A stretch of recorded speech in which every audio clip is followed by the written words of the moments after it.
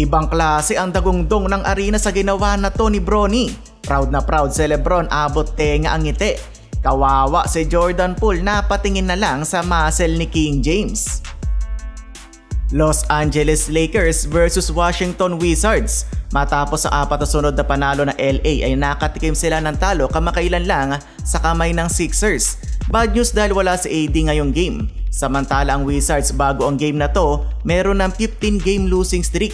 First quarter mga idol, nakalamang pa ang home team ngunit biglang bumulusok ang Lakers. Rui pasok ang 3-pointer, Lebron naman tumira from the logo. Umabot na ng 40 ng kalamangan ng Lakers. Leading scorer sa Lebron na may 11, may 8 puntos si Reeves habang may 7 si Rui. Grabe ang pinakitang depensa ni Vanderbilt kay Jordan Poole mga idol, na lockdown, nag-airball nga ang kanyang tira. Ito naman talaga ang binabayaran ng Lakers kay Jared, yung kanyang depensa. Naka back-to-back 3-pointer si Kyle Kuzma habang may 9 na puntos si Poole pero hindi yan sapat sa dominant quarter ng Lakers. Second period, pumakita muna ng dribbling exhibition sa LeBron James behind the back between the legs, sabay gandang dish kay Jackson Hayes. Parang bata na lang na pinaglalaruan ni LBJ ang kupunan ni Poole at Kuzma. Nakapagtala nga lang ng 16 points ang home team habang halos magkwa-40 puntos na ang Lakers.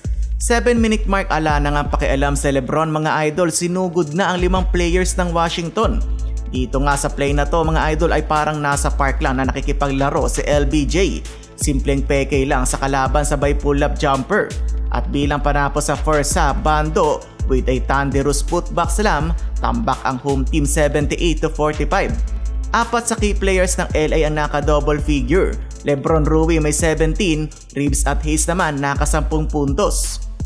Third quarter, another 3-pointer mula kay Rui habang sa LeBron James pedal to the metal, coast to coast na naman basket, may kasama pang foul. Biglang flex ng muscle kay Jordan Poole, pati si Poole mga idol, napatingin sa celebration ni King James. Kontrolado ni Lebron at ng Lakers ang laban, LBJ classic move, bagsak naman si Poole kay Rui at Hachimura. Patapos ng third mga idol, nagsisigawan na ang crowd ng "We want Bronny".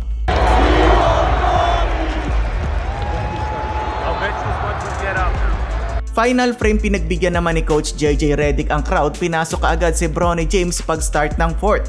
Hindi kaagad nakuha ni Bronny yung hinihinging puntos ng crowd. Nakailang attempt din ang anak ni Lebron bago dumating sa puntong to kung saan dumagungdong ang arena. Bronny James attacking the basket, absorbing the contact, konting hang time, ayun basket, may kasama pang foul. Biglang paling ng camera kay Lebron, nakitang-kitang proud sa kanyang anak. Grabe yung sigawan mga idol, kala mo MVP si Bronny James.